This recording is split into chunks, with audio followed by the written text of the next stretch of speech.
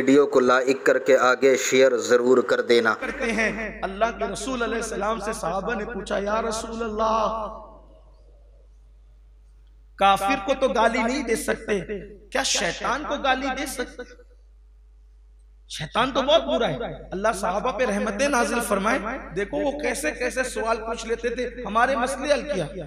अब शैतान तो बहुत बुरा है ना, तो शैतान को गाली, क्योंकि लोगों से जिना वही करवाता है, शराब वही पिलवाता है, इसी तरीके से कुफ्र वही करवाता है, शिर्क वही करवाता है, सारे गंदगी तो उसने कर रखी है। शैतान को गाली दे सकते हैं? अल्लाह के रसूल अलैहिस्सलाम फरमाते नहीं, हमारे मजहब में शैतान को भी गाली देने की इजाजत नहीं है।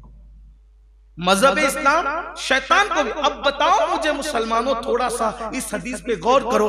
जो मजहब शैतान को गाली देने से मना करता हो, जो मजहब शैतान को गाली देने से रोकता हो, उस मजहब के अंदर माँ बहन की गालियां, बेटियों की गालियां, इसकी इजाजत कैसे हो सकती है?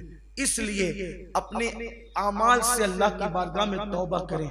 हम जिस रास्ते पे जा रहे हैं वो रास्ता जहन्नम की तरफ ले जाता है। हम जिस रास्ते पे जा रहे हैं वो रास्ता तबाही की तरफ ले जाता है। हम जिस रास्ते पे जा रहे हैं वो रास्ता बर्बादी की तरफ ले जाता है। अल्लाह के बंदो, तौबा करो अल्लाह की बारगाह में। जब काफिर को भी, शैतान को भी गाली देने की इजाजत नहीं है, तो एक दूसरे को, दोस्तों को, भाइयों को, बहनों को, बल्कि आजकल तो अल्लाह की पनाह, आजकल के नौजवान लड़के माँ बाप को भी गाली निकालते, माँ को भी गाली देते, बाप को भी गाली देते, यानी डायरेक्ट जो गाली दी।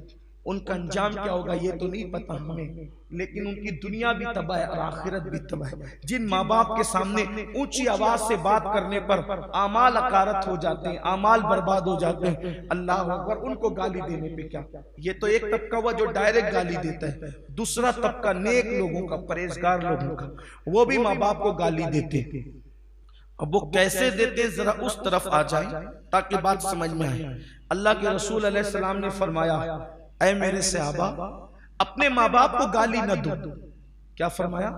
अपने माँ बाप को गाली न दो। सहाबा ने हैरत से कहा कि या रसूल अल्लाह सल्लल्लाहु अलैहि वसल्लम, कोई अपने माँ बाप को गाली कैसे दे सकता है? जाहिर सी बात है वो नेक लोग थे, परहेजगार थे, अल्लाह वाले थे, तो उनको हैरत हुई कि या रसूल अल्लाह सल्लल्लाहु अलैहि वसल्लम, कोई अपने माँ बाप को गाली कैसे दे सकता है? अब देखो, हम एक दिन में अपने माँ बाप को कितनी गाली देते हैं, जरा इस पे ध्यान देना। अल्लाह करे जिन तक बात पहुंचे उनको एहसास हो कि एक दिन में अपने माँ बाप को तुम कितनी बार गाली देते हो। तो सहाबा किराम ने अर्ज़ किया, या रसूल अल्लाह सल्लल्लाहु अलैहि वसल्लम, अपने माँ बाप को कोई गाली कैसे दे सकता है? तो आका करीम सल्लल्लाहु अलैहि वसल्लम ने फरमाया, तुम किसी के माँ बाप को गाली मत दो, क्योंकि जब तुम किसी के माँ बाप को गाली देते हो तो जवाब में वो पलट कर तुम्हारे माँ बाप को गाली देता है। तो मतलब तुम ही ने गाली दी अपने माँ बाप को। क्यों? क्योंकि अगर तुम किसी के माँ बाप को गाली न देते तो कोई तुम्हारे माँ बाप को गाली क्यों देता? तो तुम्हारे माँ बाप को गाली किसकी वजह से पड़ी? तुम्हारी वजह से। इसलिए तुम अपने माँ बाप को गाली मत दो, यानी तुम किसी के माँ बाप को गाली दोगे तो वो पलट कर तुम्हारे माँ बाप को गाली देगा। इसीलिए अल्लाह के रसूल अलैहि सलाम ने फरमाया, अपनी बीवी के सामने उसके माँ बाप को बुरा मत कहो। क्यों?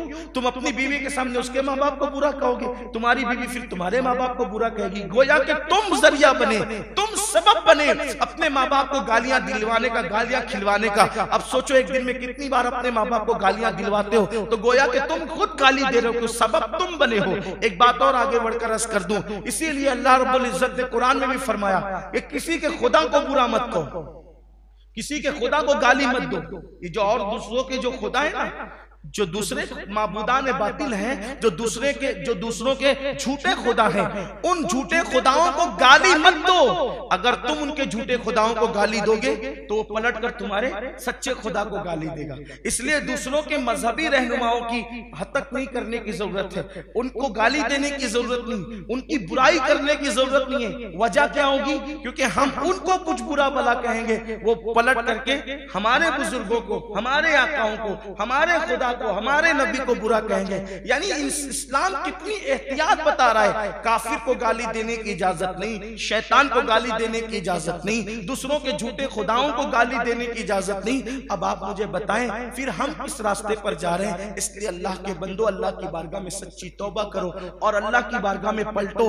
आज से ये अहद करो कि कितने भी गुस्से में आएंगे कभी गाली नहीं देंगे।